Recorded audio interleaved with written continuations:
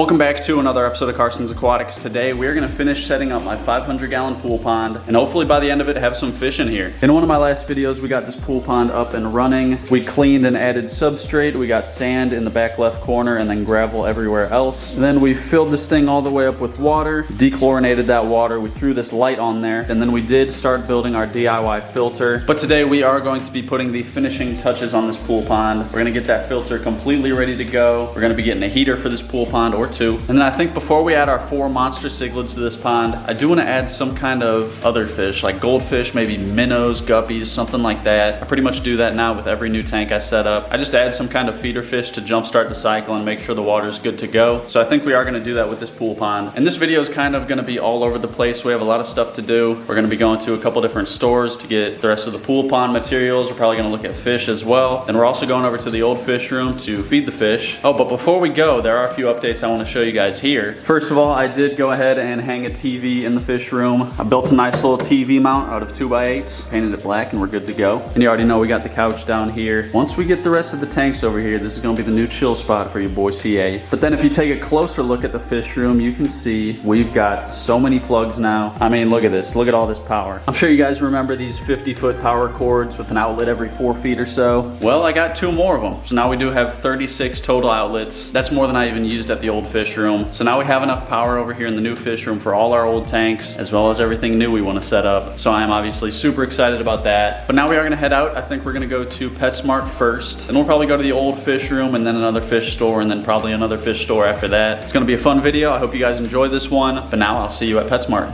Alrighty guys, I'm here at PetSmart in the aquarium heater section. Got quite a few different brands and options here, but I think I'm going with this one right here. I've had a couple of these in the past. They've worked well for me, and this says right here it's up for 264 gallons. That is way more than all the other ones say. I don't know how true that is, but I think I am going to get one of these, see how one of them heats the pond, and then if I need to get a second one I will. But yeah, I'm gonna go ahead and grab this and we'll be on our way. Alrighty guys, well I actually just pulled up to my parents' house. You guys already saw in PetSmart we got that heater, and then I just stopped into another local fish store and I got this net to go over the top. This is actually a pond net. It is way bigger than we need it to be, so I'm gonna have to cut it. But now we are gonna go ahead and feed all the fish over here at my parents' house. So I'll see you guys down in the fish room. Alrighty guys, so here we are down in the fish room, and in case you're new to the channel, I'm just gonna run through everything that we have down here. Starting with the 75-gallon American cichlid tank. We've got 4 cichlids in here along with some silver dollars and a blue crayfish. Right over here in this 40-gallon, we've got my flowerhorn Pluto. There is nothing currently in that other 40-gallon. Then the 25-gallon over here has 2 baby red-tailed catfish. There's one of them there, and then the other is in the back. In this tank, we have all my biggest fish. We got 2 big old Oscars right here, Ozzy and Tank. Then we got Ike the pike cichlid, and then Bruce the black belt cichlid. Like I said, these guys are going in the pool pond, potentially in this video. And then nothing currently in this 10 tall. That's where the baby convict cichlids were. And then this 55-gallon tank right here just has the school of Buenos Aires tetras. But now I am going to go ahead and feed all these fish. I probably won't show all of it, but I will definitely show the big boys eating. So I'm going to drop some of it over here. We got the rest of the pellets right here. Oh my goodness, Tank. Then what I've been doing with Ozzy lately is actually hand feed him, because he can't really see very well because he is albino, and a lot of times albinos have a hard time seeing. So I just lead him up to the top and throw the pellets right at his face. He missed that one, but he usually gets it. And Tank also likes hand feeding. I actually got Tank to jump out of the water one time. There it is. That is going to be fun once we get him in the pool pond. And have another Ozzy.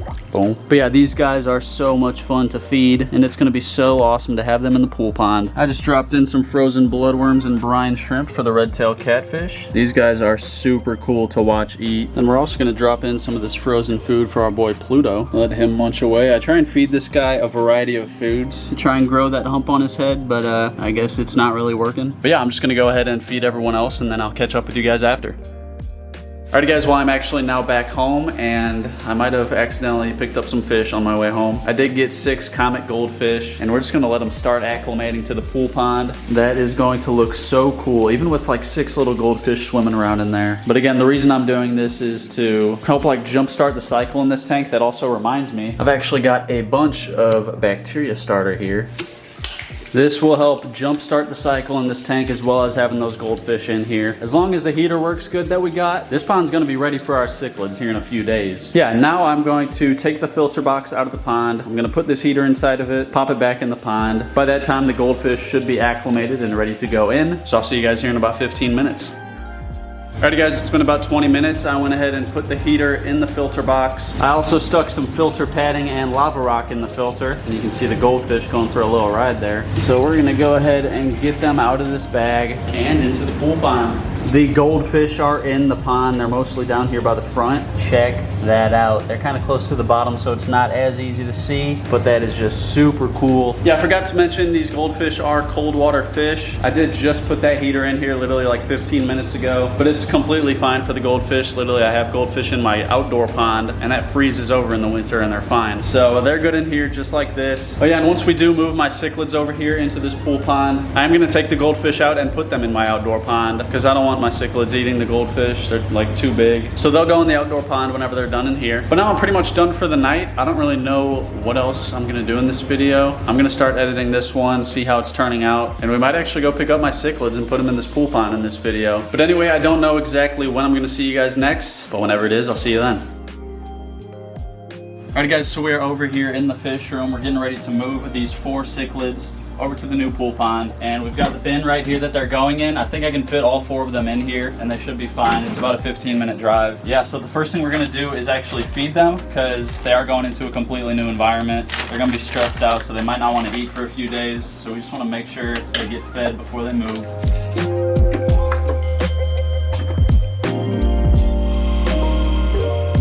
Now that they're fed, we're gonna go ahead and start siphoning some water out of this tank into the container. There we go. We'll let it fill up probably a little over halfway. Right now we are removing the driftwood from the tank. This is coming with us. This will go in the pool pond. All right, and that is as much water as we're gonna put in here. I'm just gonna get the rest of these rocks out, and then we will be ready to start scooping the fish. And to do that, I'm gonna be using this little net here. This is the net that I brought, but luckily my dad had this. All right, so now that all the driftwood and rocks are out and our bin is full of water, we are ready to start catching these guys. No specific order, I'm just gonna catch what I can get. Got him. Into okay. The bin. And we are gonna get a little wet. Oh, okay, that was easy. Dude, he is huge now. Wow, dude, I got him when he was like 4 inches. Oh, there's Tank. Nice. All right. There it is. I also got this guy when he was pretty small. There it is, all 4 in the bin. So I'm going to grab this lid, air pump right here. We're gonna put that through the middle hole of the lid, hook it onto the air pump, air stone down into the water, flip it on, and they're good for hours in here. Now I'm going to get this thing up into my truck, make the drive home, and then we'll get them unloaded into the pool pond. Alrighty guys, so we've got the fish loaded up into the truck, and I do just want to go ahead and take a quick look at them. There they are. Look at Ike, dude. He is huge. I am beyond excited to get these guys into the pool pond. So we are gonna hit the road, and I'll see you guys when we get back home.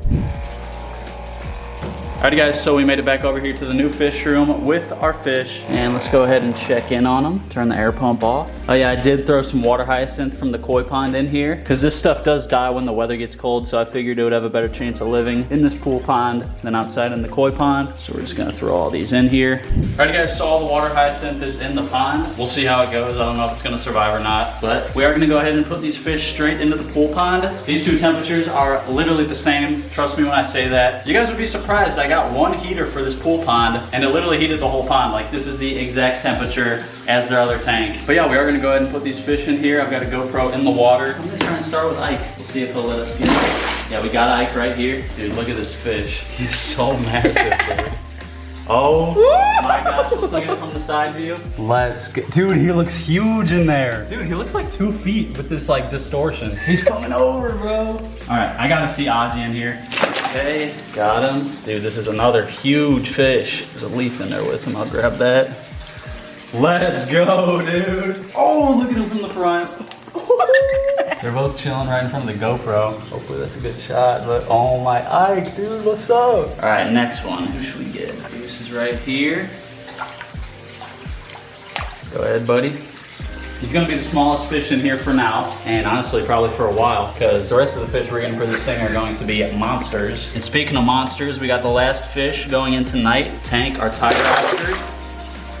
There he goes, into the pool pond. 470 gallons of water in here. Woo! Look at it from a distance. There's so much more room in here too. We can get it all. Everything that everyone else has, arowana, peacock bass, red-tailed catfish, we already got two that we just gotta grow out a little bit. Clown knifefish, gar, all that stuff will likely be in this pond in the future. So go ahead and comment what you guys think we should get for this pool pond. Look at them from above, dude. We got all 4 of them right here. And just look how small they look in this huge pond. Literally just so much more room. We can get like triple the amount of fish. But now I do want to go ahead and get their driftwood and rocks into this pond just to give them some structure to hide around, obviously, and to make it look better. It already looks pretty dang good, but we are going to get the rest of their stuff in there. So I think we're going to put that main piece of driftwood back here in the left corner. All right, so I think that's how we're going to have that. And we're going to have this piece over here. Oh, look at that. The fish are already going over to check out the piece of driftwood. But now we're going to throw the rest of these rocks in. I'm not going to think too much about this. We're just going to kind of scatter them in there to make them look natural.